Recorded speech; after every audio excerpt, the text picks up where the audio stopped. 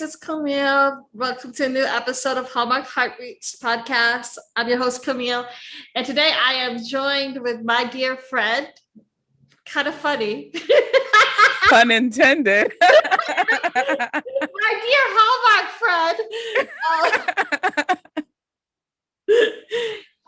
Dara. But no, actually, I know it's a pun, but she is a good friend of mine. So her name is Dara, and she hosts Dear Hallmark podcast, and she's hilarious. So you guys follow. Thank you. Hey, Camille, how are you doing? Hilarious. You have your own personality when you do your own thing. She does all kinds of accents and stuff. I'm not funny. She is funny. If you guys like comedy, follow her. I'm not funny. Can I just preface this? I am not, nor will I ever be a comedian. But yeah, I just want to put that out there. But you're funny. I am not. You say stuff and you do stuff where I'm just sitting there going, I have no idea how she came up with that, but okay. Thank you, Camille. Thank you. That was really sweet. I appreciate it. I'm so happy to be here. I'm honored that you would allow me to grace your podcast. Thank you so much. Well, one of these days, you and me, I'm going to do Dear Hallmark with you. Indeed. Slowly but surely. You tell me when and I'll be there. But we can do a Chesapeake Shores. Oh my goodness. Don't get me started on Chesapeake Shores. Note to self. Anyway, we are here today to talk about Fall Harvest 2021. Oh, we made it. I know, right? It's September. People in the mainland, y'all in the mainland get to enjoy the changing of colors of leaves. Yes, us in the Northeast, I'm hype about it. And some sweater weather. And yes, give me the turtlenecks. Give me the chunky knits. I'm here for it. I haven't seen... here in Hawaii, it's summer year round. So there's oh, that just doesn't sit right with my spirit.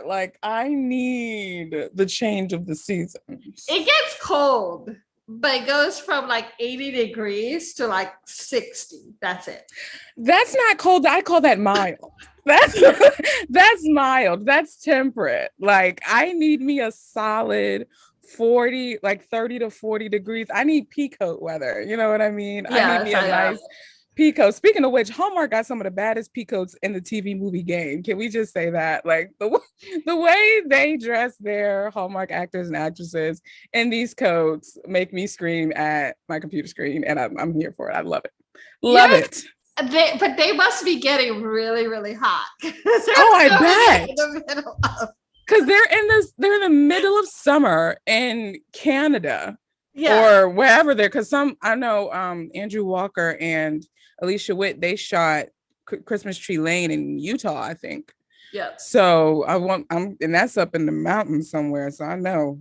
And I know I think it's Wes Brown is doing his Christmas movie in Louisiana, and I'm like, oh my gosh. Yeah, they're doing it right now too. And I'm sitting there going, I hope and pray to God y'all are not putting on winter coats during I hope it's a Southern themed Christmas so that they can get away with wearing cargo shorts and shirts. Yeah. Yes. It's Louisiana. It's humid and south. And it's I do want to visit Louisiana, but not during the summer. I know it gets the first stage of Hades down there. It's insane. Yeah. It is insane. But what is your favorite thing about fall? Well, how do I count the ways? Where do I begin? I think the word that sums it all up for me is cozy. It's there's this Danish principle called Hygge, and it's me all day, where it's just a lifestyle of cozy, where you no matter the season, but even though fall and winter gives that to us because it's cold, it gives me all the feels. I just love it so much. I don't know what else to say. I like being cozy, and I can't be cozy in the summer when I can't breathe because it's humid out. That's why I hate summer. I'm sorry, I just went on a soapbox, but yeah, right. We don't get humid over here. At least on my That's cool. At least I'm not part of that. I'm in the middle of two mountain ranges, so we're pretty high elevation. So yeah, but you get down to like leeward side, you get that's the humidity and heat and stuff. But anyway, Yeah.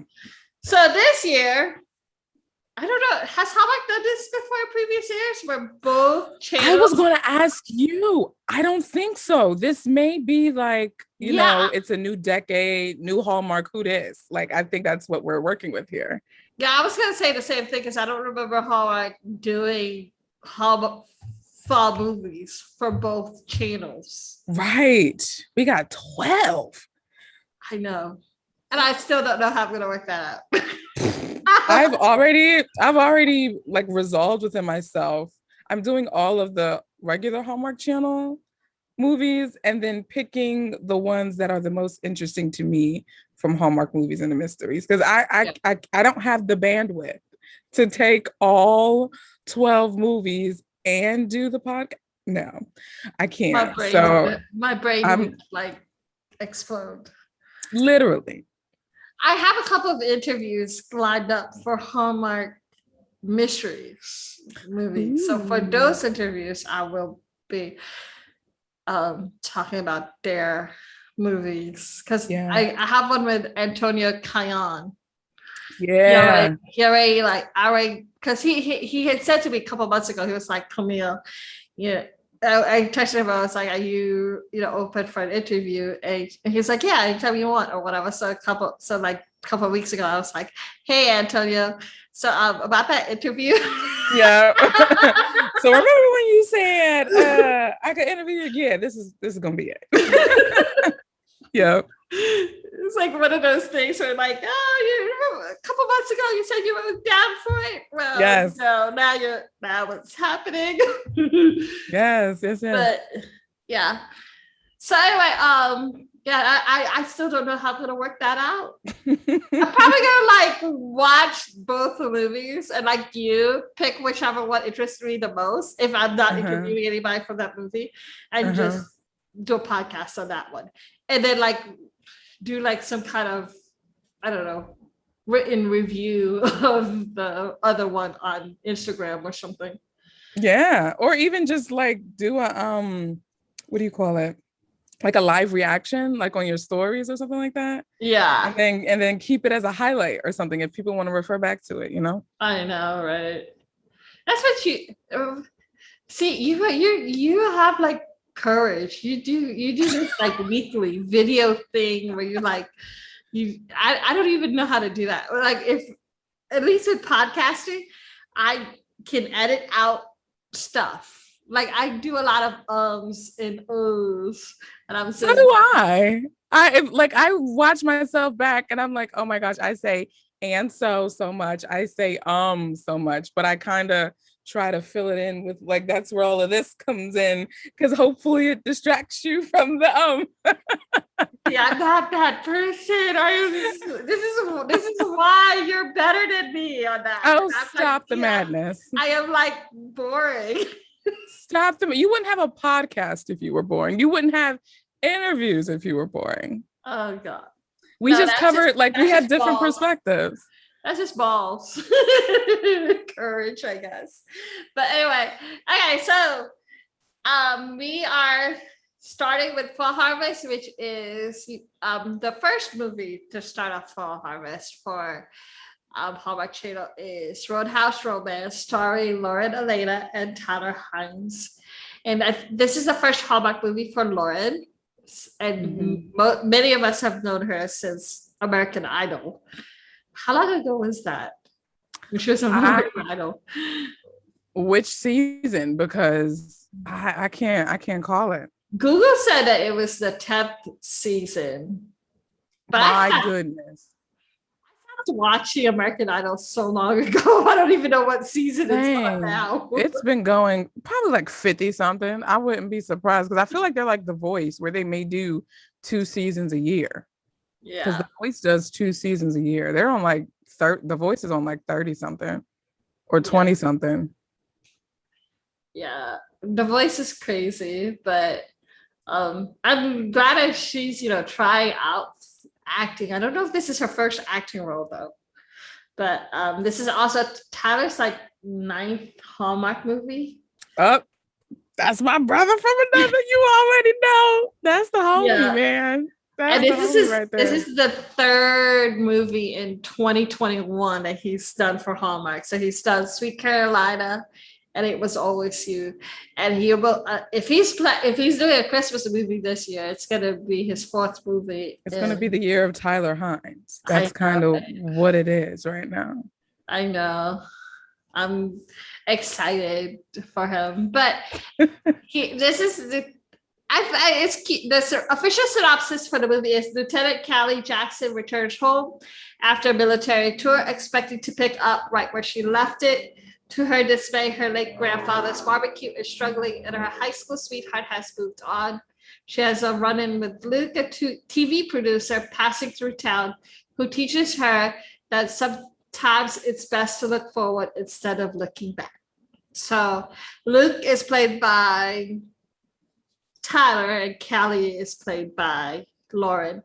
This is interesting. It doesn't say that she's active duty or she's a veteran, but it would be interesting to see a female military soldier like focus on Hallmark, because they don't do a lot of female soldier stories.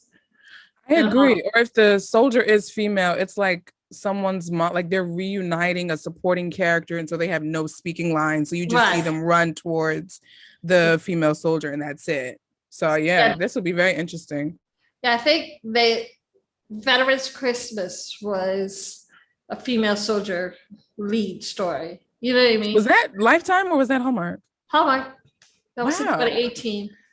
Because Lifetime did some military movies too. I get them mixed up. That starred Eloise Mumford and Sean Ferris. Is Eloise from The Baker's Son? Yep. Okay. For some reason, I get her and Amy Teagarden confused. Like I have to think about it, or else I'll mix them up. And I don't know why, but I don't know if it's their names. Like their names are so unique in particular. Yeah. But the way they spell it, Amy is not unique. Yeah. But and so the previous the thing that I said is that the previous cute. Lauren can sing, so she can sing her face off. Yeah, her voice is featured in the preview. So she has I don't know if that's an original song or that she's gonna be like releasing when the movie comes out or what. So and Tyler can sing as well. So I'm hoping maybe we could see them do a duet. Pause. Are you playing? Or are you for real? Yeah, talking about Tyler can sing. Don't be doing that. No, you're lying right now. He actually had a song credit on It Was Always You. You're lying. No. I'm sorry. What? Oh my God. I can't. All right. What? Yes. Hashtag Hines 57. I can't. Like I can't. Like the homie is the homie, and I'm done. Yep. So what can he do at this point? Cook? I don't care. He's probably a chef. He's probably you never know. He could be a chef. That would be very good. Oh my gosh. All right, I'm sorry. I'm gonna calm down. Oh God. That just really threw me for a loop. I'm like, you guys. But Tyler does have a like thing for country music stars. Like in terms of, yes, you're right. Yep. His first Hallmark movie was with Leanne Rimes. Yep. And Kelly Pickler. Mistletoe Secret. Mistletoe Secret, and now Lauren. I blame Hallmark for that. I blame the higher ups for that. I feel like they are trying to say something or do something, try to make something happen. And Tyler's just minding his business and is like trying to collect a check. So I don't know why they insist on pairing him with country music artists. But listen, he's here. The movies are made and the fans come and see because they love themselves some Tyler Hines. Oh yeah, me. But and then he's also doing what's that called? But yeah, this is gonna be a fun one. What are your thoughts on the movie? What do you think about it so far? I ain't gonna lie, I'm a little nervous. I saw the preview because okay. Know that I say this with love. I tried to watch The Mistletoe Secret and I couldn't. The first 8 minutes hurt. And so I was like, when I saw the preview, I was like, okay, all right, bro. All right. We had a good run, with It Was Always You and Sweet Carolina. I just hope that this one doesn't fall by the wayside. Now, it could just be the trailer. Because it could just be the way they cut the trailer. The music was kind of super cheesy. I don't know, but I'm a little bit nervous. That's all I'm gonna say. I'm nervous too, because here's the thing: for country music stars don't do. I don't like a lot of their movies. Let me see if this is Elena's first movie, because that's the thing. Maybe just trying to throw in. Especially if it's like new, there a lot of their movie, like first movies or whatever, so are like music centered. They're all like music, singing. And I'm sitting there, right? And did they hire them to just sing, or did they act? Because their singing is good, but the acting is like subpar. So here's the thing. She had a guest spot on the TV series Nashville, if you remember that. So that's another singing thing. Nashville is another singing thing. And that was just one episode 4 years ago. Yeah. And then before that, she did a TV movie called Road Less Traveled that came out in 2017. But other than that, and she wasn't the star in that one. So this will probably be her first leading role in a movie. Oh, okay. Oh, God. Yep. Oh, we got to move on. Tyler. Oh, God. It's going to hurt. I know, right? I mean, well, we will reserve judgment. Yeah, I'm not gonna say nothing. I'm gonna just wait I'm gonna just watch them. I'm gonna let the movie speak for itself, and I'm gonna just watch the movie. Yeah, but yeah, this is. It also they said like 8-year difference between Tyler and Lauren, so this is gonna be interesting too. Like age difference? Yes, 8-year age difference. Tyler is like 35. She's 27. Why are you dropping these bombs on me right now? I Googled. This is me telling. I told you I researched this before yesterday. You know what that reminds me of? Because remember that news thing that broke with Ryan Pavey and Janelle Parrish? Yeah. And that reminds me of that age difference. We'll let the movie speak for itself. I'm not going to say nothing anymore. My lips are the emoji with the zipper.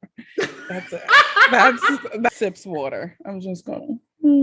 Okay, so what's your first movie? What's your first thing for Hallmark mystery? So right after Roadhouse Romance on September 12th at 9 p.m. Eastern on Sunday, we have Redemption in Cherry Springs, which is a new mystery starring Rochelle Aites. I believe her last name is pronounced.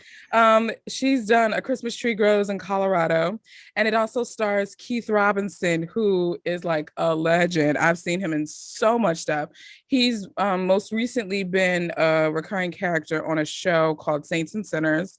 Yeah. And it also stars Frankie Faison, who's been on, he's done a lot of like guest spots on TV shows like Grey's Anatomy, God Friended Me, and Hawaii Five-0. Yeah. And a little small fact, the real life Olivia Pope, so the real life woman that Scandal is based off of, is the executive producer for this, which I'm like, oh. Oh my God, girl. So I know that. I love Scandal. I'm a Scandal fan. And the real life Olivia Pope, her name is Judy Smith. So here is the synopsis for Redemption in Cherry Springs. Melanie, played by Rochelle, is an award-winning investigative journalist in Boston who returns home to her small town of Cherry Springs for a much-needed break after fallout from a major story. Her Uncle Joe, played by Frankie Faison, is thrilled to have his niece home as she's his only remaining family after her mother has passed away. Her quiet visit quickly becomes anything but that when her childhood friend Tony, played by Rajiv Sharma, suddenly goes missing.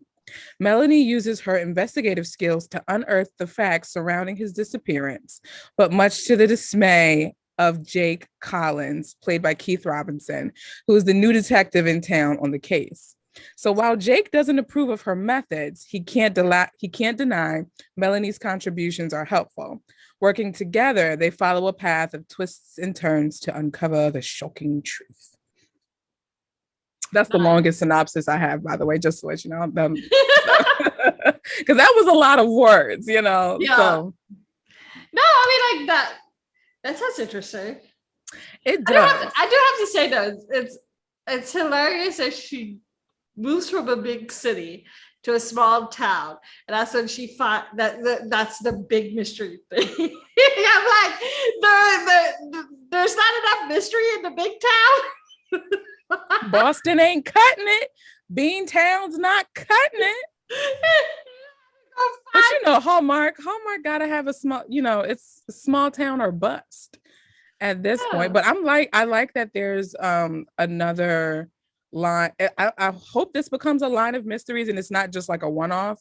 Yeah. But just another, if it is going to be a series with that has Black leads, because I know we have Holly Robinson Pete's mystery, and I don't know if there's another mystery outside of hers played by someone who's Black or brown. So I'm excited. And Keith Robinson, like I said, he's like a low-key legend. So yeah, this will be his first Hallmark anything, which is kind of cool. I would love to see him. Hopefully this will start a wonderful relationship with Hallmark, and he'll either do more mysteries or get him in some Christmas movies, because the brother can act. I'm just saying, the brother can act. I'm excited. Yeah, Hallmark did announce a couple of months ago that they were doing something with Mahogany, right? Yes. I'm wondering if this is like their first foray with Mahogany. Well, okay, take two. So the Mahogany relationship, that's supposed to we're not supposed to see anything for that until 2022, because I low-key, okay, I was looking on, you know, Hallmark Corporate for their jobs, right? And I saw that they were looking for a director within the Hallmark Channel space, specifically with Mahogany. So I know they're still trying to hire positions and there's a lot of pre-production stuff happening on that end. But I'm excited still to see what comes of that relationship as well. Yeah, same here. Yeah. Black and brown people stories. Ugh, so awesome. And even some, like, I would love to see, I wonder, Christine Coe. I feel like she would do really good in a mystery too. Yeah. So that sounds exciting. I'm gonna totally, I usually don't do mystery series. Me neither. But since this is the first episode of the series, I'm going to look it up, because the thing about it is I don't do the other mysteries because they're already like established, like in the 8th or 9th or whatever episode. Aurora Teagarden's on like 17 or 18. Yeah. Which is crazy. So I'm sitting there going, well, then I'm too late to even start. That's how I feel about the last one that I'm going to talk about. You'll understand why I feel that way when I talk about what I have last. Okay. But we'll come back to it. Yep. So,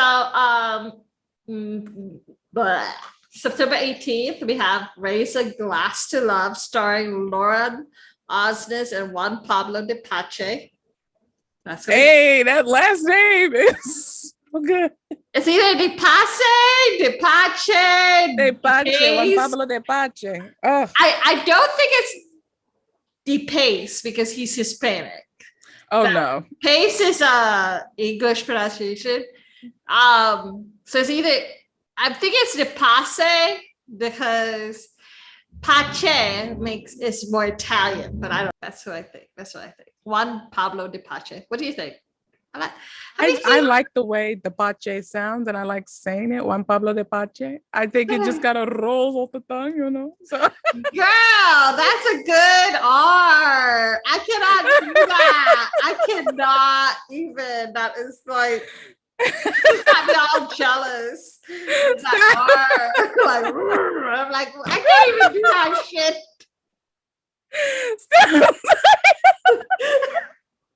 The rolling of the R just came out of nowhere. And I'm like, I hate you. I tell you, when you start talking like the Spanish and Italian, something just happens, and I zone in, and I love it. I love culture. I love languages, so that's why I do all the accents that I do. It's out of appreciation of so many different cultures that we have in this world. I know. Okay, so Lauren is a Broadway star. She was Cinderella, and a Tony Award nominee for her role as Bonnie and Bonnie and Clyde. Her previous role, Hallmark works include In the Key of Love, A Homecoming for the Holidays, and One Royal Holiday. Oh, okay, yes. I've never, no offense to anybody who likes her movies, but I never liked any of her movies. You don't like One Royal Holiday? Out of the three, I like A Royal Holiday. But not really. That's just because the other two I did not like. If you had to choose, you would choose One Royal Holiday, but in general, you're not feeling One Royal Holiday. No. I like Aaron Tveit. I've been a fan of Aaron too. Since Les Mis.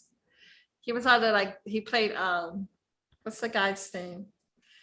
I have no idea. What the rebel leader of Les Mis? I've never read it. I just know the title. That's it. I don't know. Les Miserables, but he's like, anyway, he's the guy who leads all the rebellions or whatever. So okay. But anyway, and I know him from Graceland. He did a stint on a USA show called Graceland, and he killed it. Yeah, he's a really good singer. Yeah. Oh my God, the guy could sing. I love him. He is so good. But anyway, I did not like. I'm not a Laura Osnes fan. Out of the three that she did, definitely One Royal Holiday is my favorite. But that's not saying much. And then this is Juan's first Hallmark movie. So he's all right now, Juan. Yeah. So, but people might know him from Fuller House. Have you seen that series? I tried to watch and I fell asleep, or maybe I just tripped and hit the stop button, but I haven't,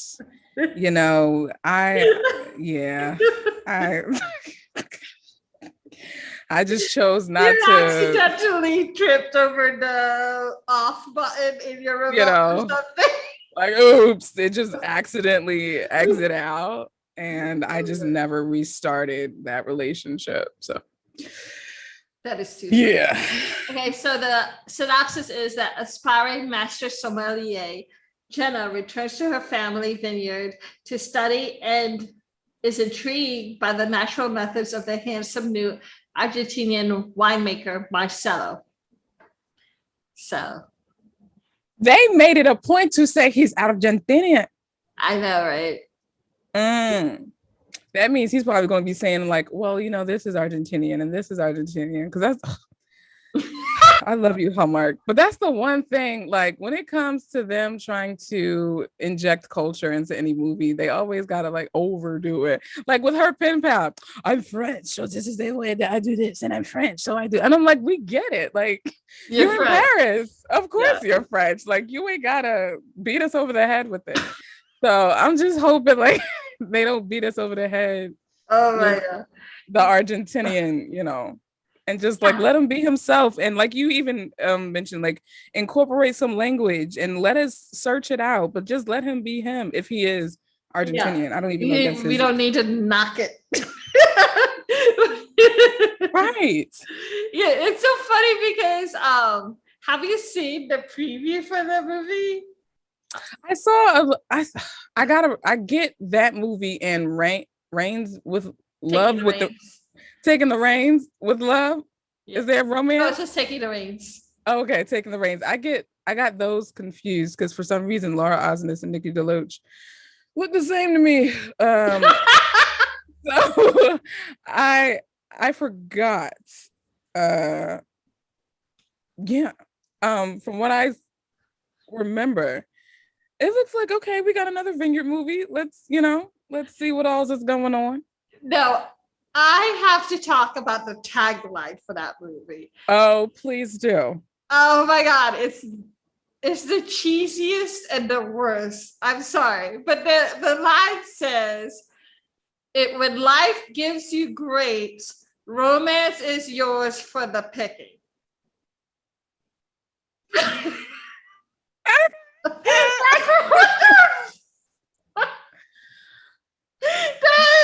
There is no connection to the two. Like, at least when you get, I know they're trying to make a play on like when life gives you lemons, make lemonade or grapes. I'm guessing like because it's a vineyard, so like you pick grapes, so the grapes are ripe, as is the romance in life. So if life gives you grapes, pick romance. I'm really trying. I'm really trying here. I'm really trying. I mean, I know they're trying to make a play on when life gives you lemons, make lemonade. But I mean, like, right. There's no common sense. There's no sense. You know what I mean? I could see, like, I think it's trying to play in with the whole vineyard theme, you know? Because if life gives you grapes, you can romance is yours for the picking. It's like it's a metaphor, you know, like romance, like if like romance, you can just do whatever you want. Never mind. That is a stretch. That's like the definition. It was a Space Jam stretch, but I thought I'd make it anyway. I'm trying to defend my channel, like, man. Right? I don't know. When a life gives you grapes, make wine and raise a glass. I don't know, or something. I don't know. Like, can we talk about the title? Wine and raise a glass to love. There you go. So I don't know, but it's just like, who thought that up? Who thought that up and said that's a good idea? Listen, it went through a board meeting and it got approved. So obviously people felt strongly about this. They felt strongly about this. And the title, I keep thinking about Hamilton, raise a glass to freedom. And I can't, when you say raise a glass to it, I just want to say no, it's raise a glass to love. I wonder if they were inspired by the Hamilton musical for that title. I'm curious. That just like feels, that's just horrible. Oh. I'm sorry. They like did limit Manuel Miranda Hamilton wrong. But that aside, so title aside, subtitle aside, are you looking forward to this movie? Oh, the silence says everything. I don't know, because the draw of Laura isn't that strong. Hey, you gotta tell it like it is. I'm sorry, like, here's the thing. Hallmark doesn't do well with singer actors. Like, in my opinion. The only one that I actually liked really is like Jessie Schramm. But yeah. How does that name sound familiar? She has like Harvest Moon. She did I know she was on what's it called? Picture Perfect? Pitch Perfect? Oh, yep. Okay. Yeah. And so she was also on like several movies, but a lot of the movies, most of the movies that she was on wasn't singing. It was her acting, but you knew that she was a singer. Yeah. So I think that's why I liked her the most was because the first movies that I've seen her in, she wasn't really a singing actress thing. And her acting is really, really good. And I'm not a fan of Jessica. Sorry. I know you like her. Jessica Lowndes? Yes. Oh, yeah, she's growing. Man, she's growing on me, man. I can't even try to fight it anymore. Like, she just knocked over my Christmas tree and came in, and I said, sit down. And that's kind of where I am. Like the movie that she did with Daniel was good, but again, it's not like none of her movies are one of those things that I would watch and repeat. I just watched one this past weekend. Was it? Yep. With Chad Michael Murray. It was a Lifetime one that came out last year called Too Close to Christmas. My goodness, you need to watch it. I wanted to watch it again right after, but it was too late. You need to. I know she's not your cup of tea, but I think if not for her, watch it for Chad Michael Murray. I mean, they do the enemies to lovers thing really well, him and her. Like it was really good. I think you would like it. And that would probably be the only Jessica Lowndes movie. You know who I would be interested to see Chad Michael Murray pair up with? Who? Joy Letts, because they both did One Tree Hill. She's friends with his ex-wife. I want to know, like, if they would kill it. If they're gonna hate it. They would kill it. No pun intended. But they would kill it acting together. They would kill each other if they haven't moved on from like 20 years ago drama. I pray they don't kill each other, but I want that's just so much good acting in one space. If it's bad, you gotta blame the director or the writer or somebody, because those are the OGs right there. Like, but anyway, yeah, Hallmark doesn't, in my opinion, Hallmark doesn't do well with singer actresses. Mm-hmm. So that's why I also am iffy about what's her name? Lauren Elena. Yeah. And stuff. I mean, and Laura isn't a draw. Sorry, you guys. I know there's a lot of Laura fans and stuff, but she's not a draw for me. Well, we'll see. What about you? I had, as you can see, I didn't remember the previews, so not memorable. Check. Yeah. I hope this doesn't become the Snow-Kissed of the fall harvest, because when I tell you Snow-Kissed, oh, that was probably the most unnecessary movie I've ever watched. And I just hope this doesn't become that, because it's like we had, like, I don't know what it is about the fall, but it's like all these vineyard movies coming out. Up TV has a vineyard one coming out with Marcus Rosner. Yeah. But I'm hoping that like, especially with having Juan Pablo de Pache or Juan Pablo de Pes or de Pase, I hope that there's another element to it that they could bring besides just having like a basic, oh, I own a vineyard, type of thing. So. They do a lot of vineyard movies in Hallmark. They do. I'm not gonna lie, that's probably becoming my third favorite type of Hallmark movie. What's your first two?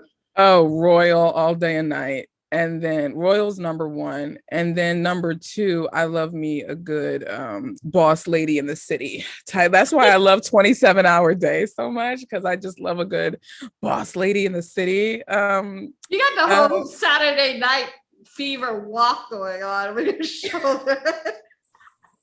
I don't know why I thought that was city, but that yeah, it's Royals, City, and then Vineyard for sure. What about you? What are your favorite types of cooking? Oh, how could I forget cooking? Because that's literally 90% of Brendan Penny's movies. Like, no, the cooking competition ones. Yes. Cooking, like just learning how to cook or whatever. It's like I like the cooking competition ones. like Appetite for Love. That was a good one with Erin Cahill and Brendan Perry, I think. I thought that was Andrew Walker and Taylor Cole. Wait, am I mixing the titles? That's The Secret Ingredient with Erin Cahill and Brendan Penny. That's my favorite one. Cahill and Brendan Penny. I love that one. That was good. Me too. Yes. Yeah. And stuff. So I like the cooking competition ones. Royals is like on and off for me. It's like a hit and miss. There's not but yeah. Now I will say the royal movies, not all, there's only probably 2 that I actually like because not all of them are good, but the quickest way you can get me to the TV is to have a royal, like if it's a royal anything, I'm gonna watch it. I don't even need to read the synopsis. If it just says one royal or a prince of I'm watching it like without. Me, it's cooking anything, food, anything, cooking anything. I'm like there. Is that why you love You're Baking Me Crazy? Is that kind of like why? And also it's hilarious. It is. Michael Rady did his thing in that. I was proud of him. Huh? I said Michael Rady did his thing in that movie. I know. Michael Rady was like, except you and we had a whole talk about that one time where he quit. He wanted to quit on the show. You were like, that is so sweet of him. I'm like, no, it's not. What are you talking about? Bow wow gracefully, boo. That's all. I mean, just bow wow gracefully. And I accept it as a romantic gesture. And then I went. I didn't, but I could see where you were coming from. Yeah, because it's like, you want to beat the best. And if he's gonna, like, I don't know. If you're the best. I look at it like Simone Biles. I'm grateful for everybody who won or whatever. So I'm sure that they're great at their job or whatever.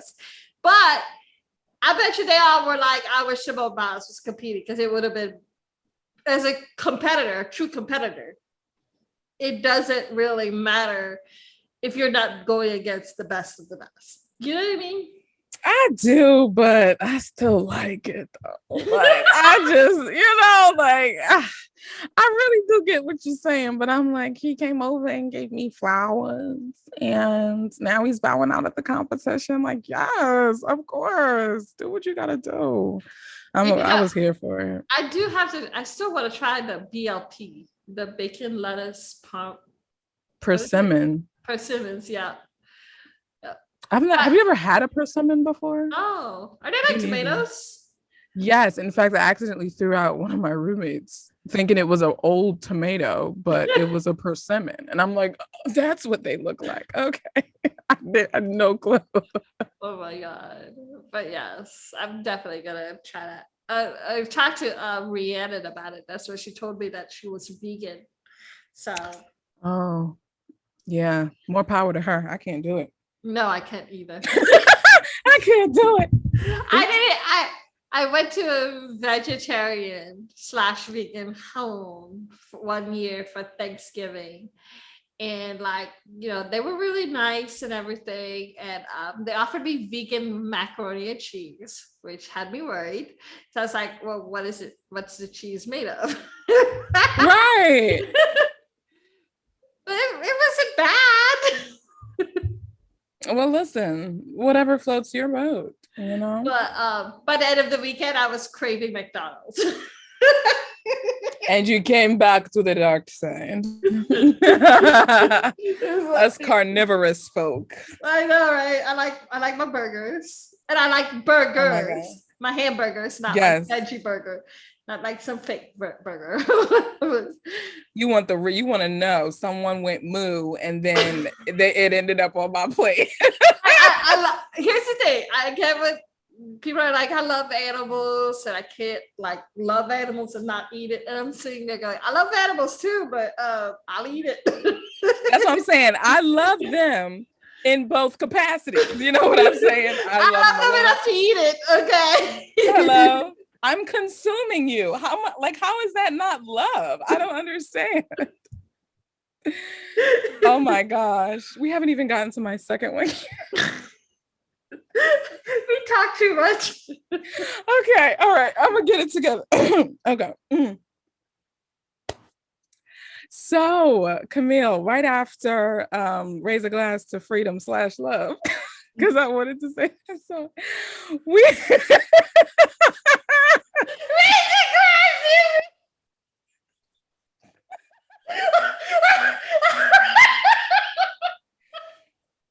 Say what they wanted to say but didn't. Raise a glass to the freedom of love. And right after that, on Sunday, September 19th at 9 p.m. Eastern Standard Time, Hallmark Movies and Mysteries is bringing us Finding Love in Mountain View. Now, researching this one got me all, I gotta calm down because this made me so hyped. The actress who stars in this, Danielle C. Ryan, she was in a movie that's actually in my Amazon Prime queue. It's not a Hallmark movie, but it stars Trevor Donovan as a love interest, and it's called Love, Lost and Found. And she's going to be see that.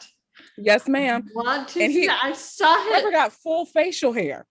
Wasn't he like, what isn't it the one where the girl like falls off a cliff and like, yes, I saw the previews of it and I was thinking it looked like Homeward Bound, except with humans. Because remember when the cat also falls off the cliff and the waterfalls and everything, and the cat had to be rescued and found and stuff like that. That's what I was thinking when I saw the previews of it. It was Homeward Bound, but with humans. Now we're about to see, because that's definitely in my queue to watch. I haven't watched it yet. Okay. She stars in it. She's the lead. Okay, so leading maybe lady. I might be switching my Laura Osnes for that movie. There you go.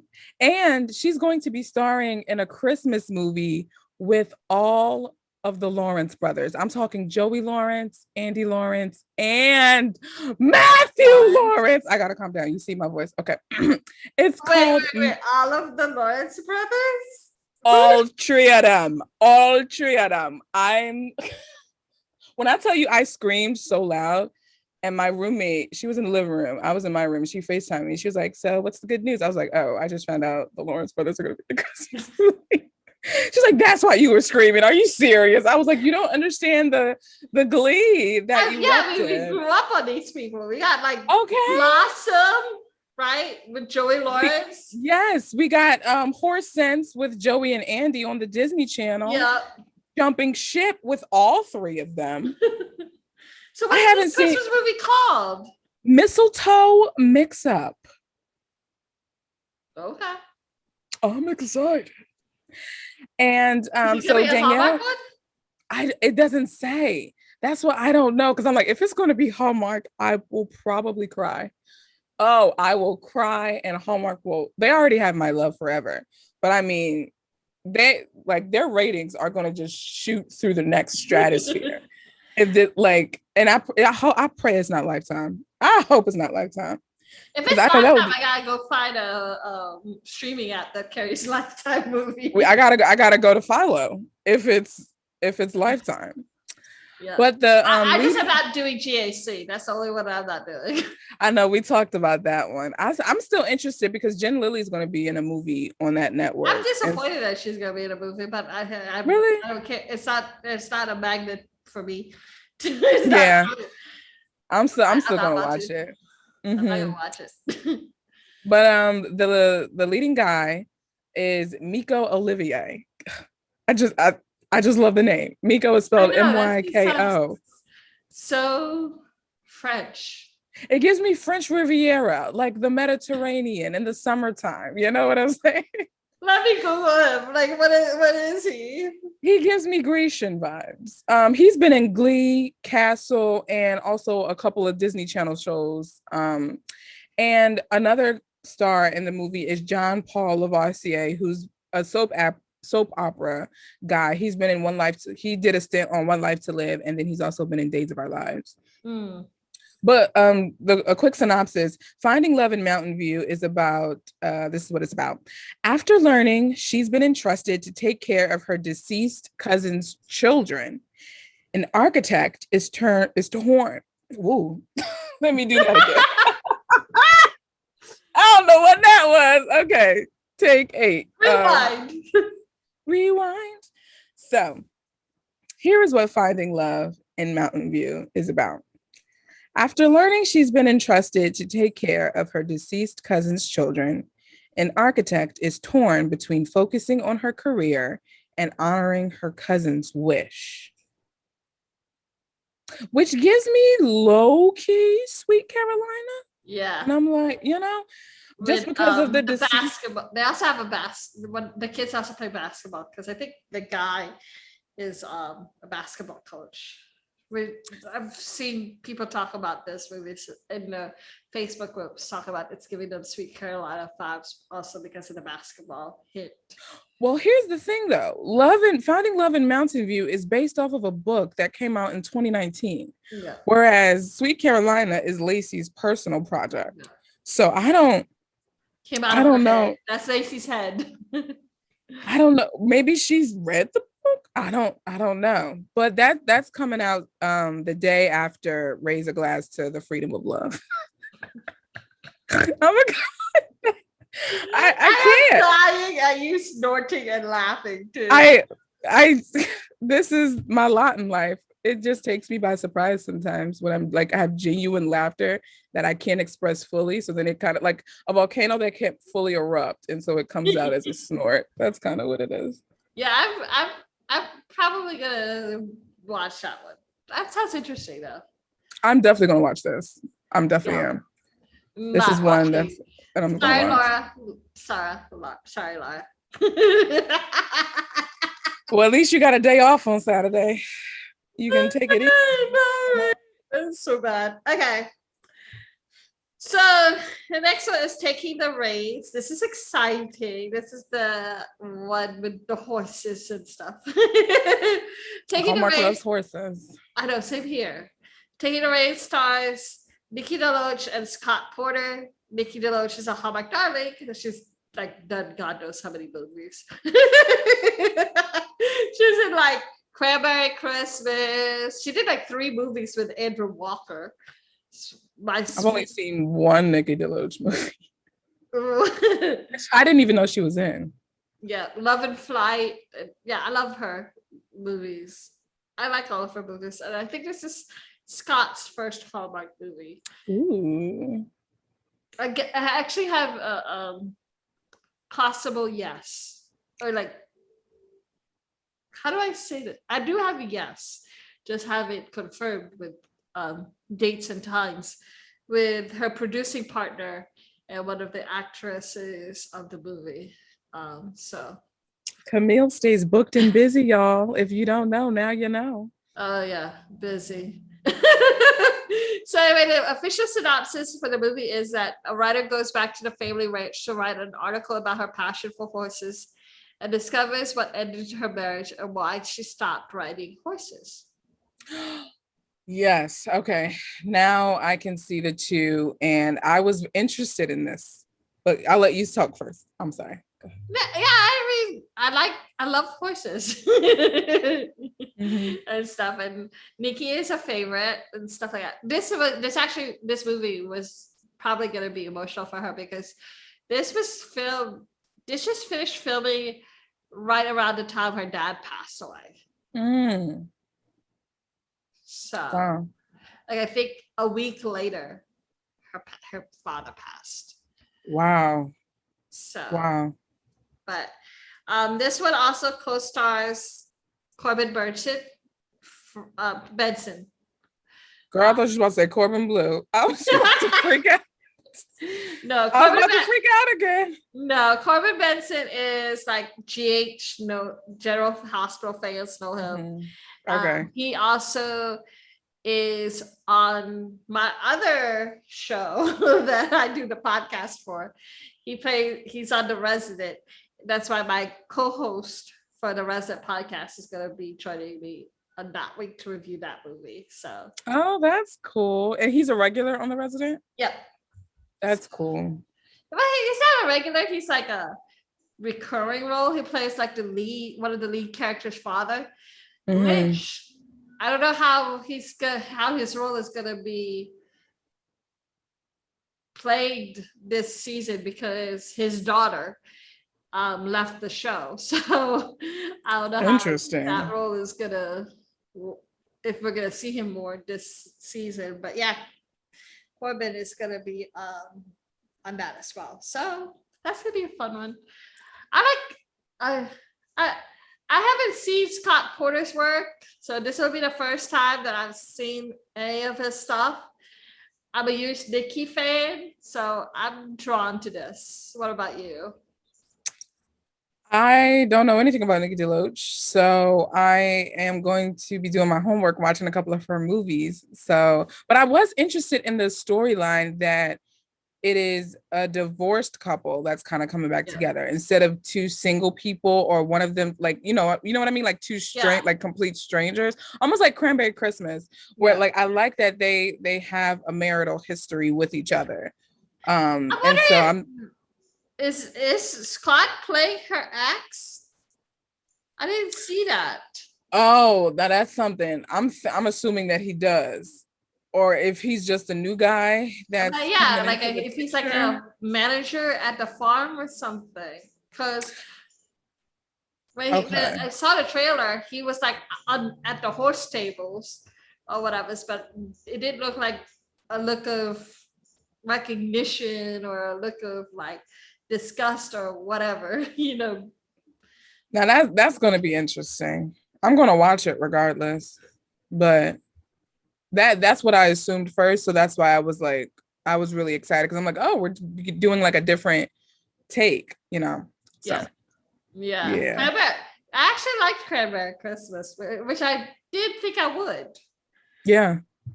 I saw that like during the Christmas in July stuff.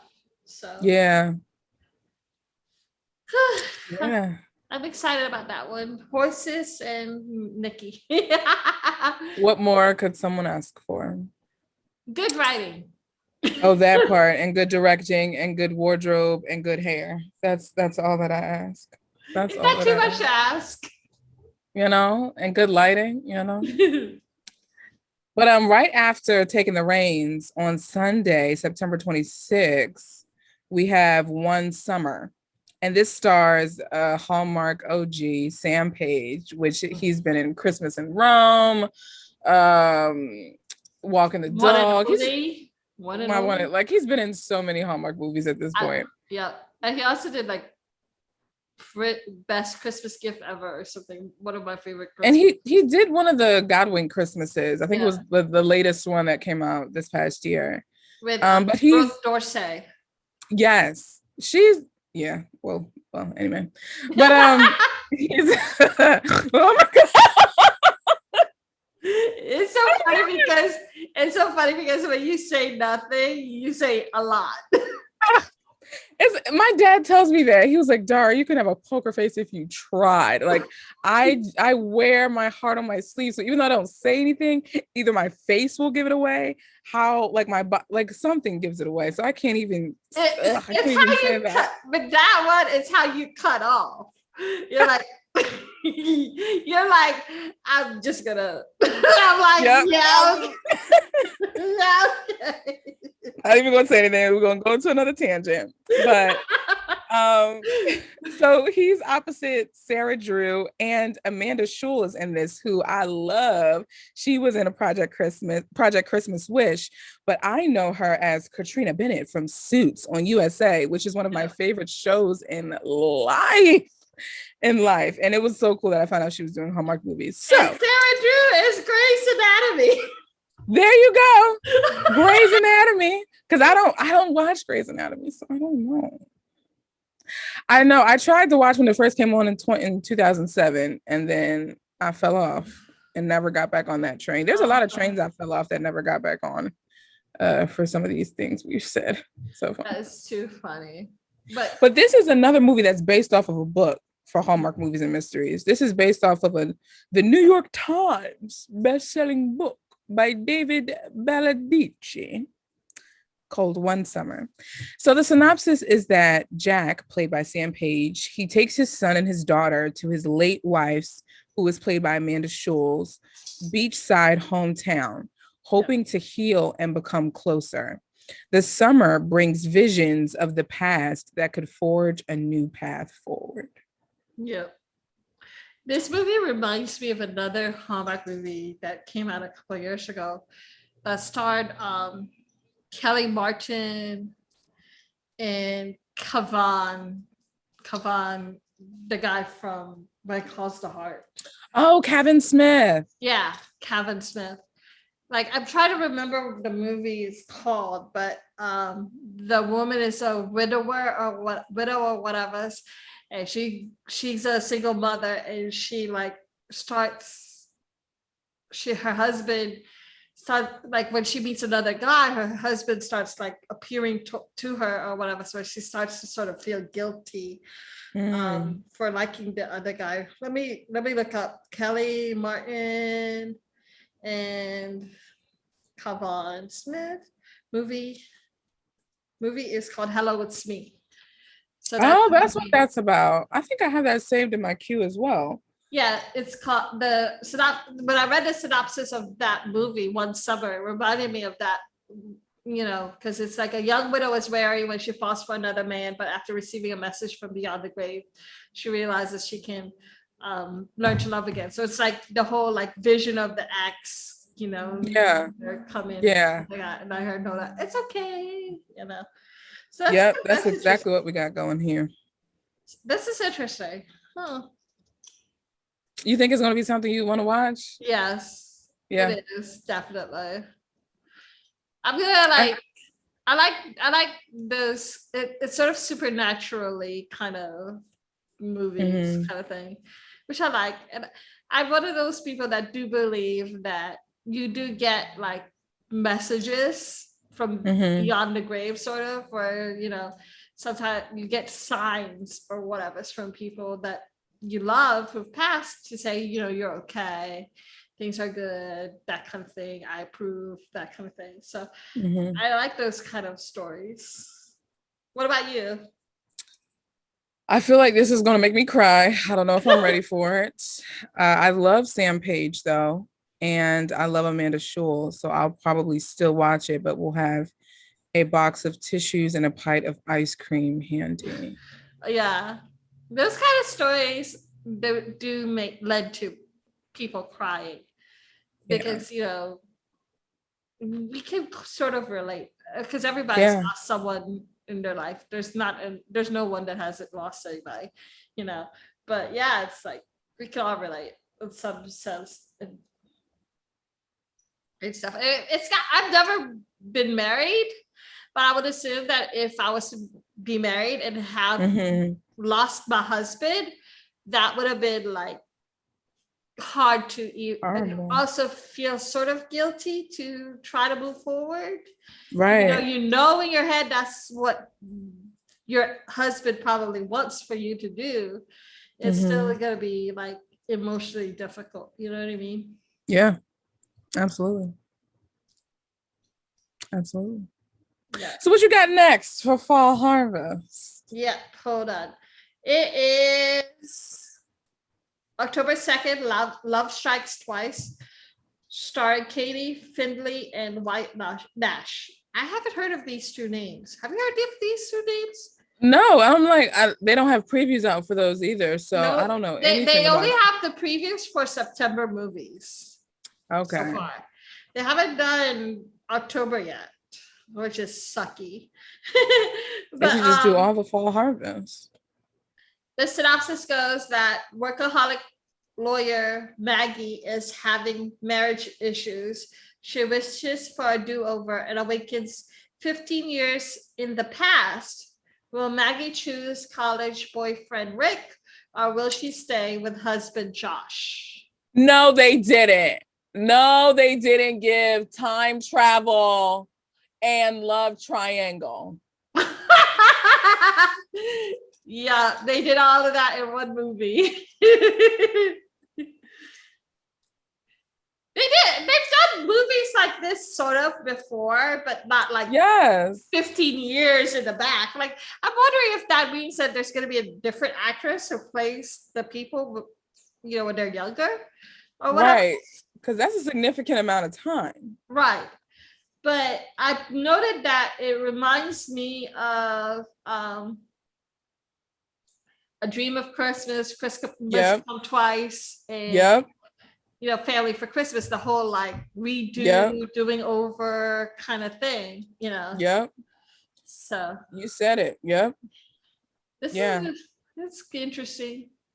I'm still gonna watch it though. I want to see who plays the husbands, and I want to see who plays the college boyfriend that she's going back to see if she got any feelings for it, and if they're worth the salt that she's about to give them. So but I'm more interested in like how the casting will work.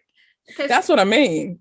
No, not just that, but I mean, like, will there be a different actress playing the older version?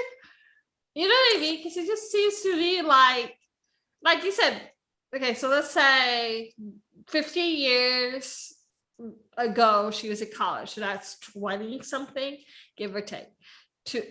To 50 now would be 35, 36. Yeah. We do like, age. So what I can assume they'll probably do like the first 5 to 7 minutes with like the older actress. Yeah. Or with her. And how much you want to bet they'll either color her hair or cut her hair to make her look older and then give her longer hair or something like that if they were going to keep the same actress to make her look younger, or maybe like give her bangs, you know what I mean? Like give her a very youthful type of thing. Yeah. Mm-hmm. I have to say that Hallmark doesn't do very well with actors aging them younger. Like, what was that movie with Jessica and Wes Brown? Over the Moon in Love. I'm like, Wes is almost in his 40s, and you guys are trying to get him to play some kind of high school teenager. He looked like he got a 401k and he's supposed to be in high school. Like, what in the world? What in the world are you doing? He's about to cash out on his social security check and you got him in high school. They could have at least got a younger actor to play him. At least.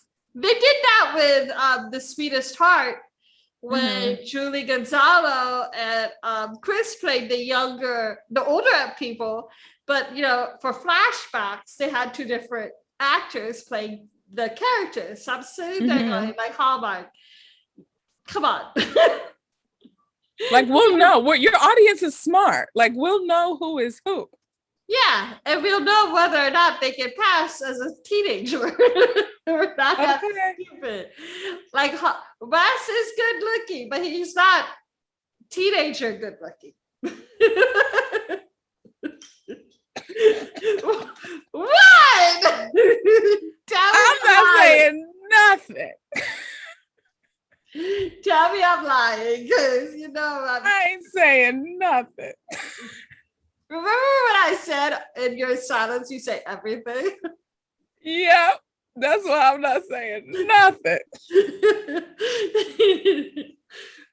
But yeah, so that's one thing that I'm gonna want to see is how they do the casting of the two ages and stuff. Yeah. Well, after that, we have Rise and Shine, Benedict Stone, which premieres Sunday, October 3rd, which is actually my birthday. Oh, happy! Well, we got. I will accept it now.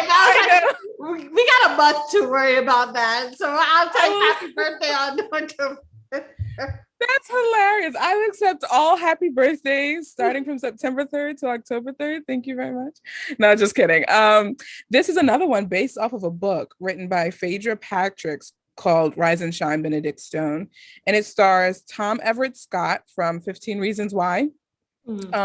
Mia Maestro, who is in Mayans MC, and then Ella Ballantyne. She was also on White Collar.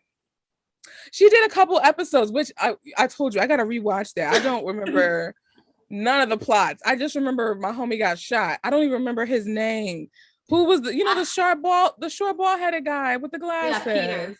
Peter, he got shot. No, And not Peter, Mozzie. You're talking about Mozzie with the glasses. Yeah, Mozzie got shot, and I thought everything was gonna just crumble, and he made it through. I was so grateful. Oh my god! But yes, you guys, I am a white collar fan, and God, I was so disappointed that he was gay. I mean, not saying that he like. Hey, good on you. Love the fact that you're happy. You have your sons, you have your husband, whatever. But dude, like literally, it like killed my dreams. Oh no, my son darkened a little bit when I found that out as well. I was like, what? But like, we're happy for you. We love you. Still, we support you or whatever. Oh man. But there's one more actress in this. Her name is Ella Ballantyne, and she was in the 2017 adaptation of Anne of Green Gables. Ooh. Yeah. And so Rise and Shine Benedict Stone is about Benedict Stone and his wife, Amelia. They have separated after 10 years of trying for a baby. Oh man. Okay, this is going to be interesting. So Benedict wants Amelia back, but Amelia needs space to figure out what she needs. So when Benedict's teenage niece, Gemma, mysteriously arrives on his doorstep, his life is turned upside down. Benedict and his brother have been estranged for 2 decades, but Gemma assures him that her dad knows she's there. When Gemma finds out that Benedict and Amelia are separated, she makes it her mission to get them back together. Love conquers all, doesn't it? This gives me Parent Trap 2021 vibes. Without the twin. Without the twin. And it's like we're doing hard-hitting topics of like infertility and divorce. Separation and marriage. And it's just, I mean, that's what you're going to get with Hallmark Movies and Mysteries. They're really going to tackle those topics that the Hallmark Channel will probably lightly mention, but they don't. Hallmark Channel is fluffy. It's fluffy cotton candy, Skittles, and hot chocolate. It's all of it. And you get Hallmark Mysteries is still fluffy, but less fluffy. I was gonna say it gives you more deep, dark chocolate. You know, the rich, like 99% cacao chocolate. You know. Oh my god, you're so funny. But yes, are you interested? I'm excited about that one. That sounds actually pretty good. Yeah. Because I mean, it's like a little dark. I like dark. Dark is good. That I tried to do. I still haven't gotten through the Aurora Teagarden mystery, so I'm just like slowly biting off. I can't do dark. I am cotton candy, Skittles, unicorns, and hot chocolate. So I gotta again get my tissues and my pint of ice cream for this. So we will see. We can watch it together one day. We should do a watch party. Yeah, we should. I gotta figure out how to do that. I don't know how to do. We can do like an Instagram live of the both of us, and as we're watching the movie, we just talk to each other about how we're feeling. I love it. I love it. I love it. What you got for Fall Harvest? All right, so October 9th, this is the big one. This is the one that got me to 400 followers. Congratulations.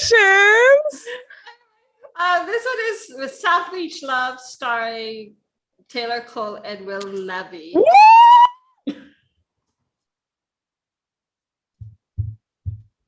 Are you okay? I'm back. Woo, no. Woo! Oh my god. Oh my god. That is continue. Okay. The guy is gorgeous. I mean, the guy is hot. It don't make no sense. It's like, are you even real? Like, are you real? He's a telenovela actor. And that's like their thing. They come out with steaming hot showers, shirtless. You don't understand a single word that he's saying, but he doesn't, have to kind of thing. He's been in some Tyler Perry stuff too. And he's done some American movies too. But I go, God, I gotta prepare myself for that. He also did Dancing with the Stars. Yeah. He can dance too? What?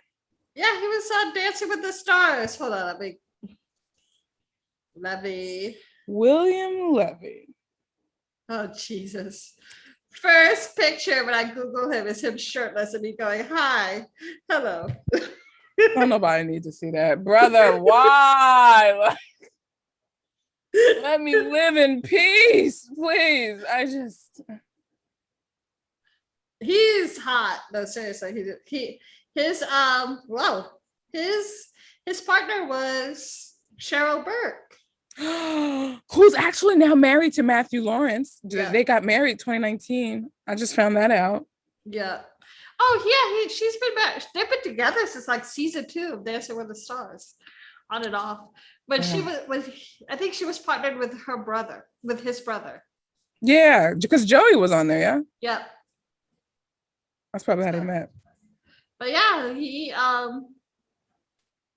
was on season 14 of Dancing with the Stars, William Levy. And so he partnered with Cheryl Burke. He didn't win, but he got to the finals. He was in like 3rd place, I think, in the final. So, but yeah.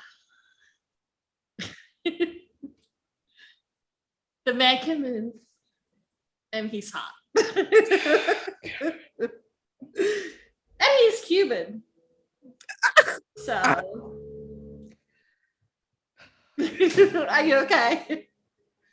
I'm trying. I'm trying. We're gonna get through this. Just keep going.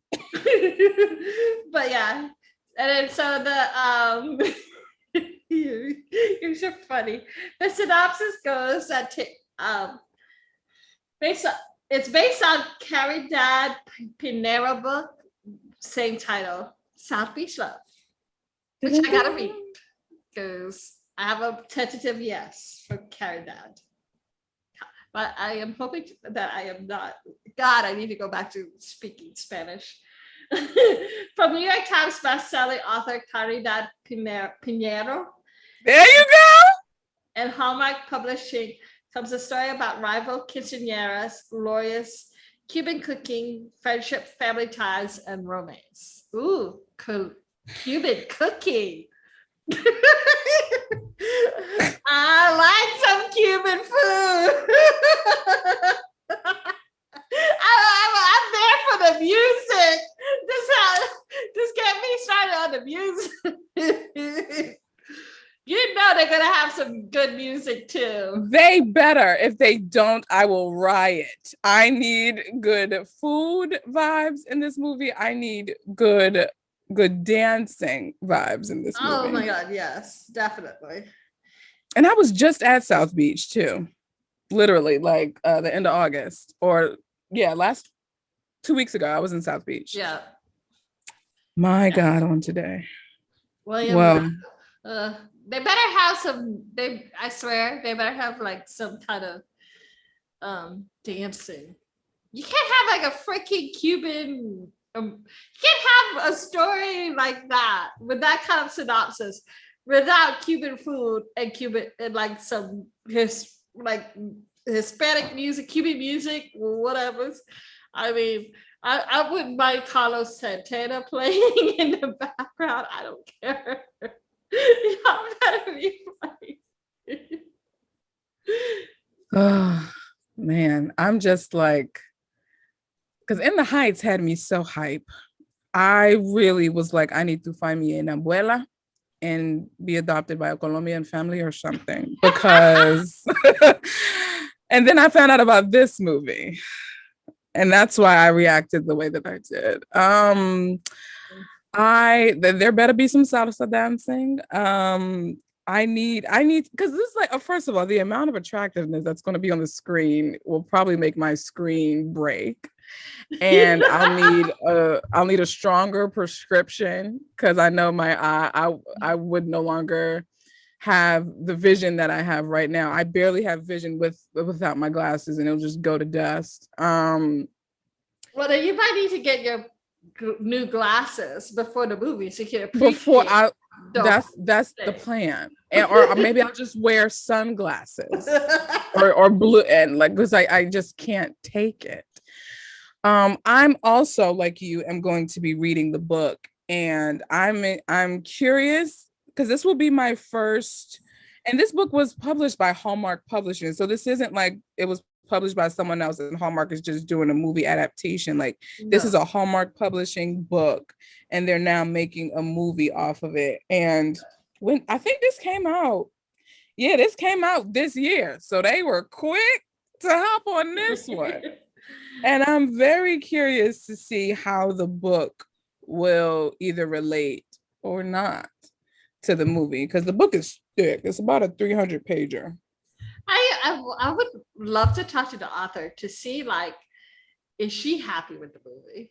Like, you know, is she happy with the cast? She better be. Is she like, how involved was she in like the making of the movie? I would hope so. I think that would be a slap in the face if they didn't like include the author. Like, I know they one of the William Levy fan accounts posted a picture.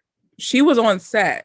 Yeah. So I don't know if that was just a rare occurrence or if she's on set regularly, but I hope that I hope she had like a major hand in it, so that it can, unless she just wants to make a completely different story called Selfish Love. I don't know, but I swear I posted like just the synopsis of this, and then like my followers went up like 75 in one day, and I'm like, hi, hola, hi, how are you guys? All you had to say was William Levy. He came out the woodwork, because I got the same thing. I posted a picture of this. Yeah. All of a sudden, I got all these William Levy fan accounts reposting my Instagram story, and I'm like, well, okay then. They must have like, they must follow the hashtags or something. All of a sudden, I'm like, they are very excited for this movie. I think this is going to be the maybe either second to the Nikki DeLoach movie, or it is going to surpass the Nikki DeLoach movie in ratings. That's my prediction.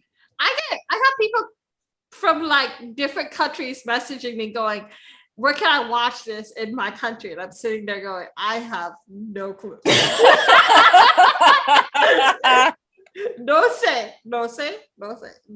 No clue. I have not a hint. I was like, you can watch it on Google, on YouTube. I mean, I've seen that people like, you know, post the bootleg version of the movie. That's how I saw Love in Sunflower Valley with Marcus Rosner and Aaron Cahill. I saw that in April. Somebody put that on YouTube in April, and it was just premiered a few weeks ago on TV. I'm like, oh, I didn't know that wasn't already out. Oops. Oh my god. But yes, that's the one that I'm most excited about. Oh yeah, I am too. Okay. I also feel like, see, this is the thing.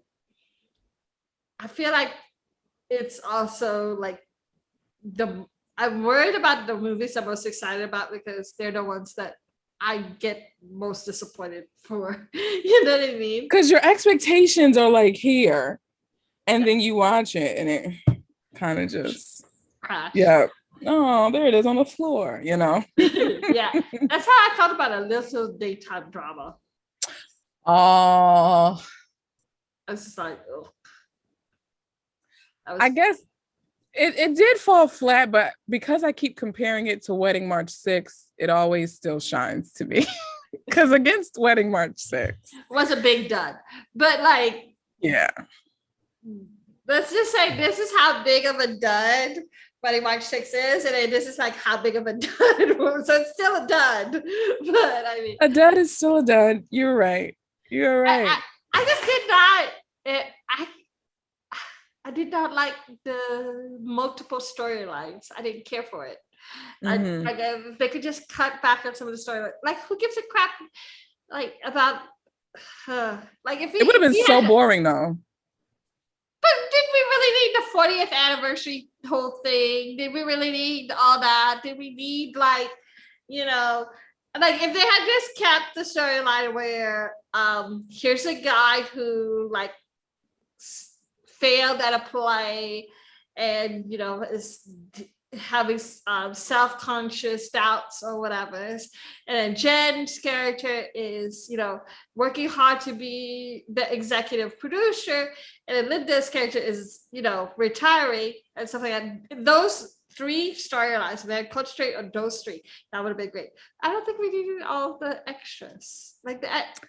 If they wanted the extra storylines, then they should have invested a little bit more time on letting us get to know the other characters, so that we would be like, yeah, okay, I'm invested with this. You know what I mean? But I do. Because the other storylines was just like, because the other characters were a throwaway, their storylines were a throwaway. So did we really need them? No. You know what I mean? I do. I know what you mean. I think because my tie is that was Ryan's, to me, that was Ryan's best non-Christmas movie that I've ever watched. And it just made me so proud as like a little sister in a way. And I'm like, yes, go Ryan, come on. Because when like my first introduction to him was A Christmas Plaza, and then which he did well in, and then A Timeless Christmas. So I'm like, oh, this dude, he's bringing it. But then I see Don't Go Breaking My Heart, Harvest Love. I'm sorry. That one, he broke my heart. Italia carried that movie to me. Well, that is true. Italia did carry that movie. She's the reason why I like that movie, not because of Ryan. They had insane chemistry though. Yeah, they like did. You couldn't tell me they didn't date or they don't date in real life. I would listen. They had amazing chemistry, but I think I know he can do more, and I was so grateful to see that with a little daytime drama. So that's kind of why I said on my podcast that this was the most relatable character that Ryan has played. Yeah. Yeah. He's always played the rich dude. Like the rich Harvard scholar guy who has like perfect hair, perfect English. Well, not in Christmas at the Plaza. Because Christmas at the Plaza, he was like still owned a business. He still like how many Christmas decorator people do you know? I want to be one of them.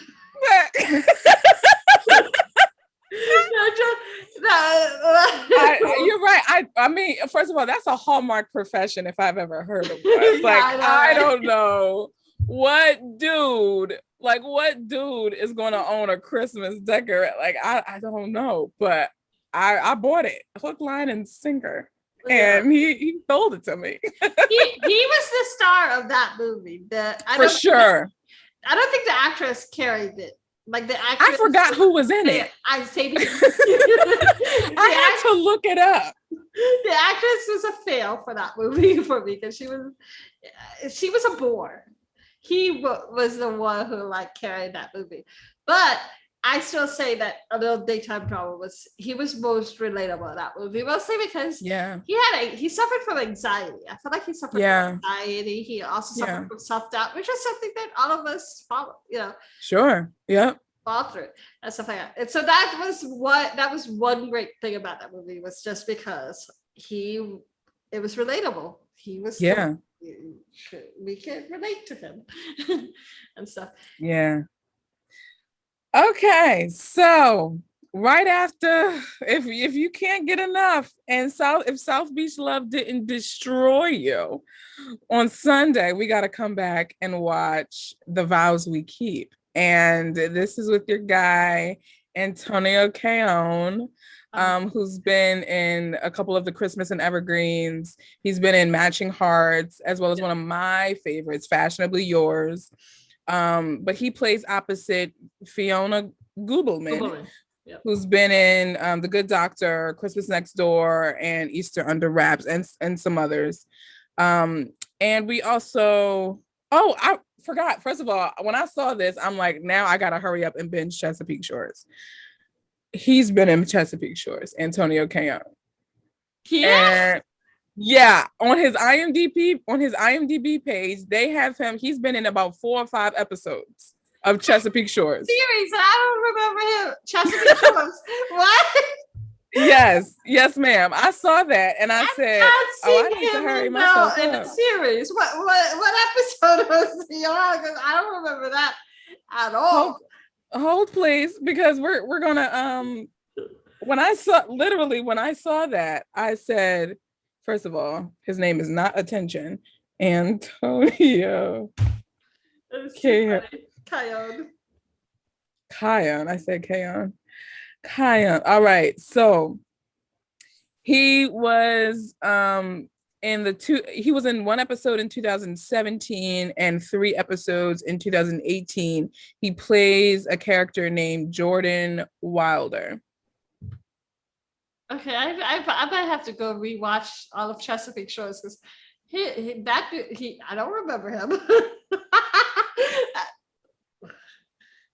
Like that's according to IMDb. Dude. And he was also in It's Christmas Eve, which was Tyler Hines' first Hallmark movie.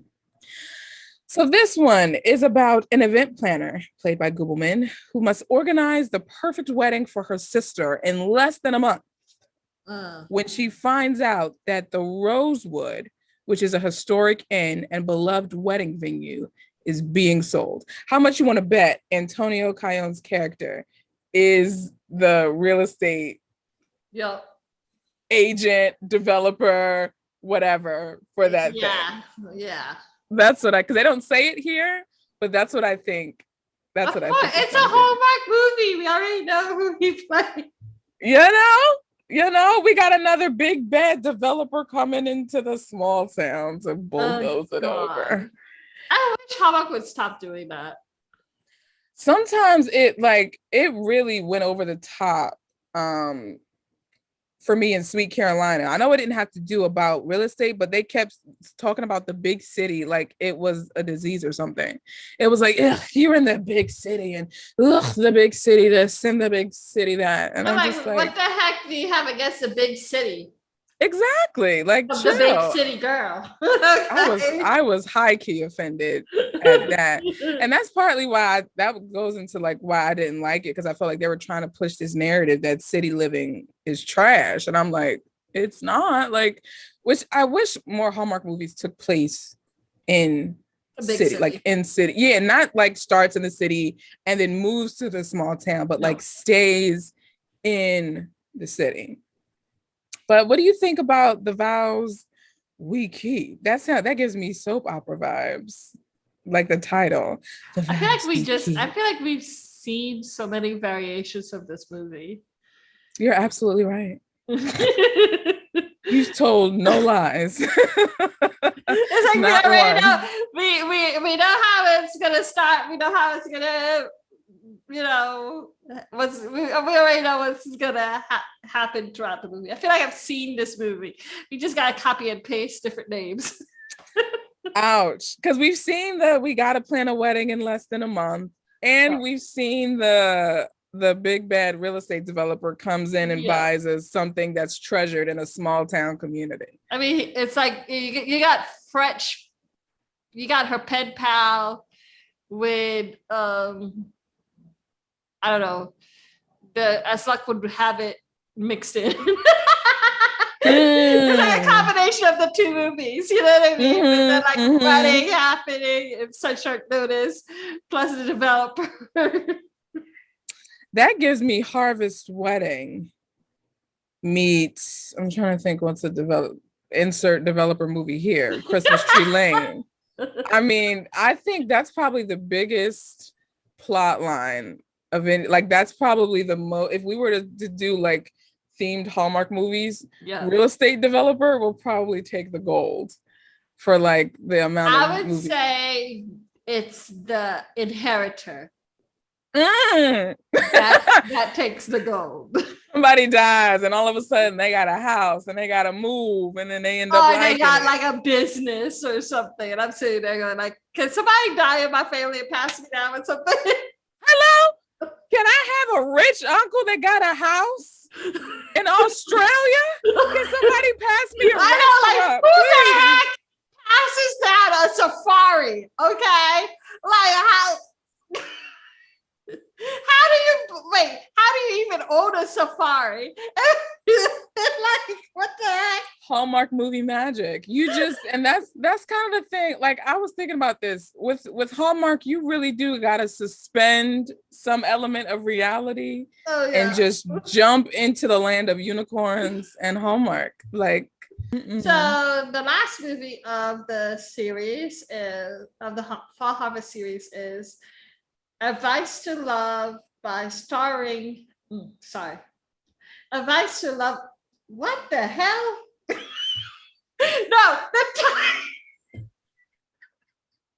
sorry, because the thing about it is my note says Advice to Love by starring. I'm like, is that it sounds like it's a mistake in my typing or whatever. Yes.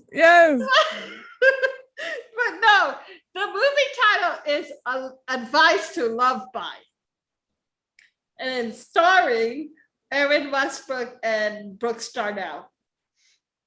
So this is another one I'm looking for. So when a love advice author crosses paths with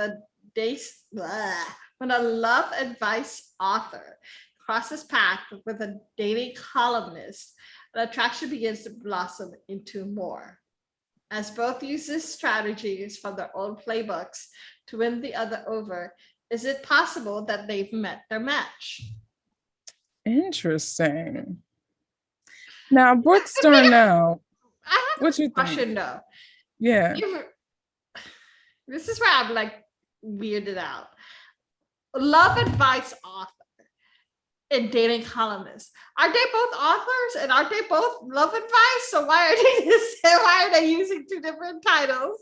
I'm guessing because the dating columnist works for a newspaper. Yeah. And then I don't know why they didn't just say relationship expert, but they used the words love advice. They actually write books. Yeah.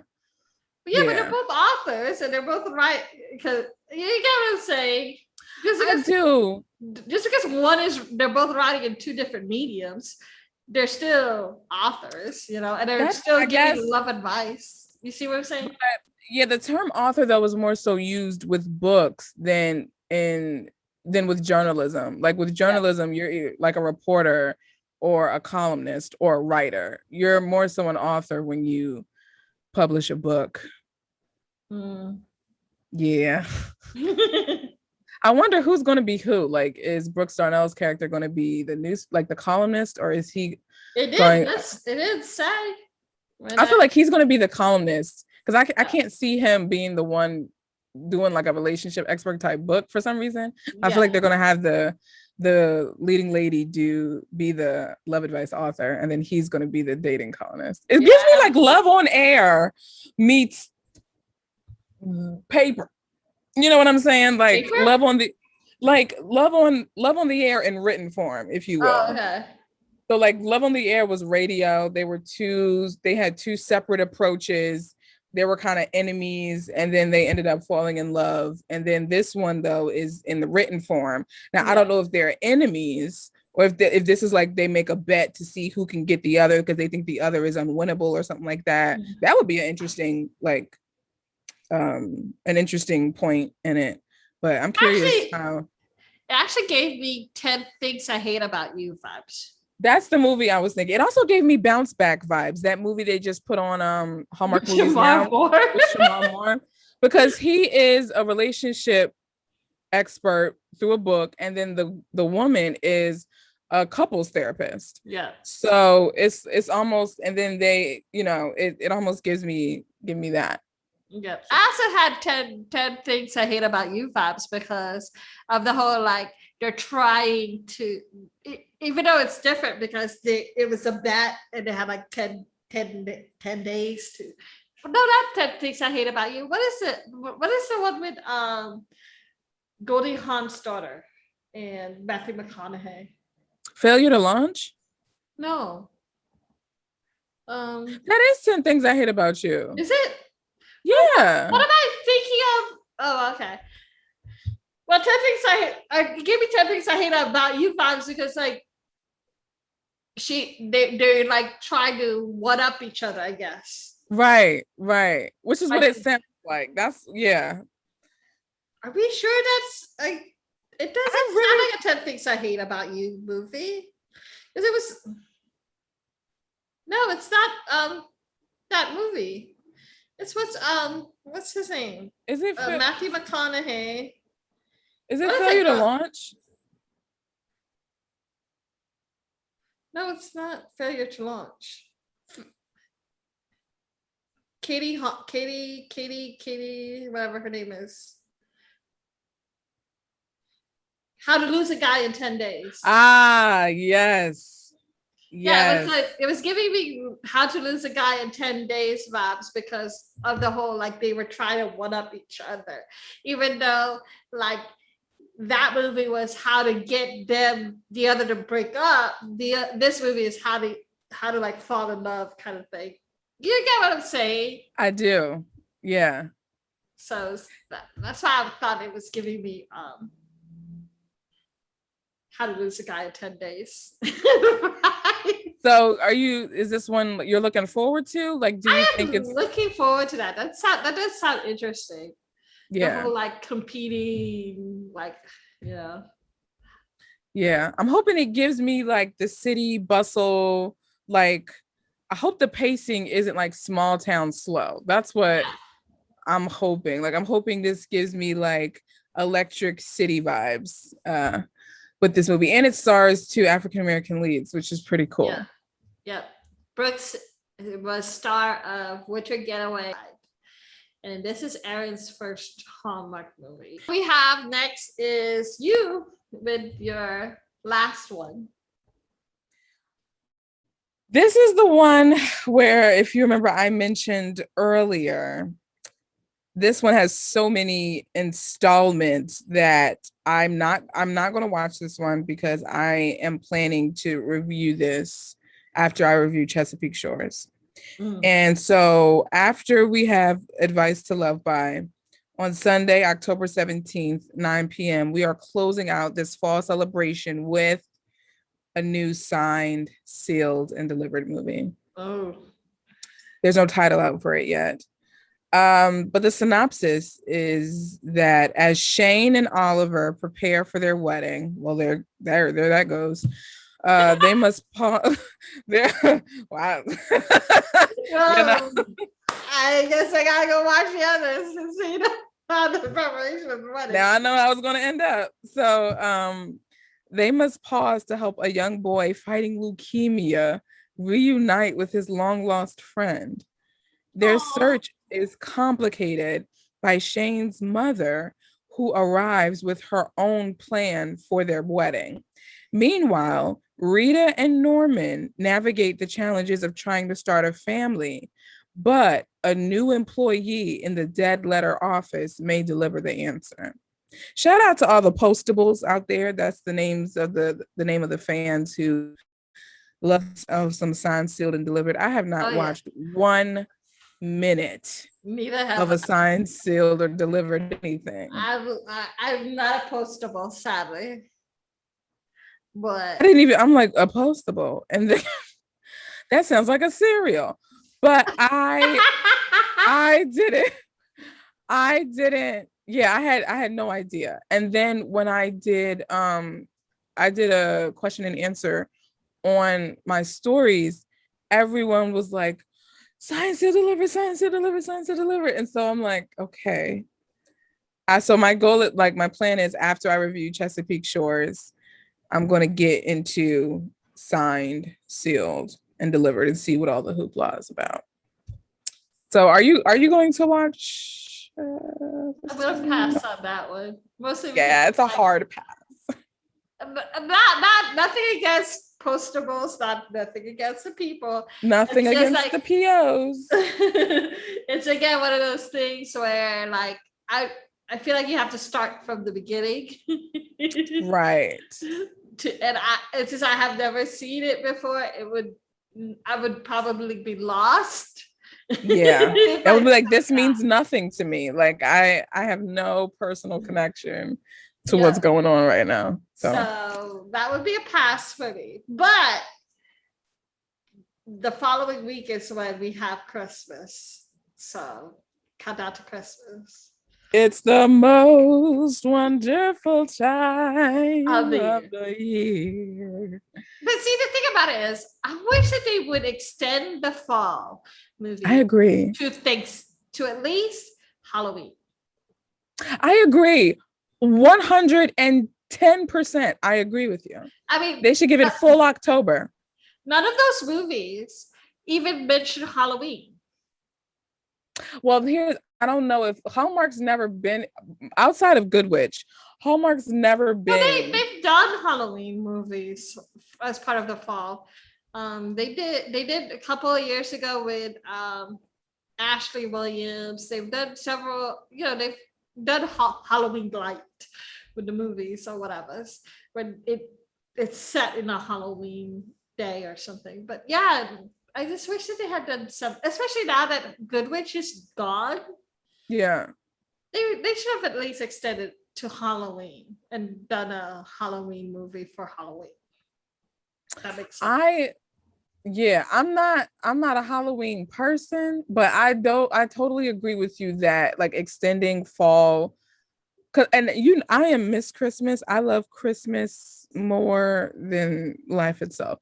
But I there's something in me that has to be honest and say like October 23rd is just a tad bit too early. Just a tad to be introducing these new Christmas movies. Make it November. Yeah, like because November, we don't care about Thanksgiving. There's no Thanksgiving music. Like, let's just use November. Because funny enough, they don't actually like come out with new Christmas movies on Christmas. Like, it's everything leading up to Christmas, and then they just play all the reruns of all the new movies that came out. Yeah. So I'm like, why don't we? They do have When Calls the Heart Christmas episode, which comes out on Christmas Day, but I don't know if they're doing a Christmas episode this year because they ordered 12 episodes for season 9. So and Christmas is on a Saturday this year, so that also might they just may do a new Christmas movie on Christmas. Yeah, with Christmas being on a Saturday, so that I'm curious. I am curious how they're gonna do this year. I just can't do the 40 movies like they did. Like that was a lot. Just like that's a lot. Like I could barely keep up with it. And that's when I started doing my Hallmark reviews, was the countdown to Christmas 2020. And I was overwhelmed. I barely did any. I forgot about Hallmark movies and mysteries up until USS Christmas. That was the first Jen Lilly movie like that I knew who Jen Lilly was USS Christmas. And I liked her in that one. That's it for us. This is a 2-hour long. You got some work cut out for you. Oh my God. I'm probably just going to cut. Well, it doesn't come out till like the 10th. So just before the Roadhouse Romance. So I got a couple of days. Because did I tell you? I just, the Indigenous actors is confirmed. So. Wait, the one who is not Heart. So I got Paul Grenier and Ray Thunderchild. Oh, awesome! Yeah. So they will be I'll be doing them this Monday. That's awesome. Yeah. So I'm really excited for this movie. I really want this movie to do well and be good. I really do. They did Rhiannon dirty on 27-Hour Day, so I'm just like hoping that she gets more scenes on this. She better if she the lead, but she's been in so many others that I didn't like. First of all, her and Darian are about to do another one together. Yeah, Love and Chocolate, and then she did A Love to Remember on Up TV, which I loved. I didn't realize that was her. That was funny. That was so good. And she had such good chemistry with the leading guy. Yeah. So good. That's probably one of my favorite Up TV movies. She is hilarious. Like, I can't even tell you how funny she is. The podcast that we did, I think I edited it out like 15 minutes of it of us just laughing. I love that. We were laughing so hard and stuff. But yeah, she's so funny. And Lucy is a new one, so I haven't talked to her, but I do want to know like what made her get into directing more than acting, because she was a direct actor first. Yeah, I was like, what transitioned you? What made you transition? Who was like your inspiration kind of thing, and you know, that kind of stuff. So that's really fun. And then I'm excited for you. Their interview will be done on Sunday. This will come out on Thursday, and then what's his name? Paul and Ray will be done on Monday, which will come out on the following Thursday. And then when's your recap? Are you still going to do a recap? Yeah. Which is next Monday, which is crazy. That's going to come out Monday. Okay. Yeah, which is crazy. I'm going to be just busy. Listen, this is what we do as the Hallmark podcasters.